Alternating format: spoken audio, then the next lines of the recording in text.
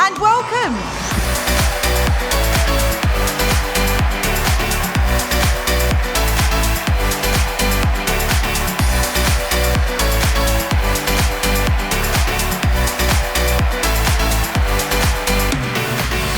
So these awards acknowledge the very, very best achievements of our finalists, not just the winners. We celebrate each and every one of you in this room tonight.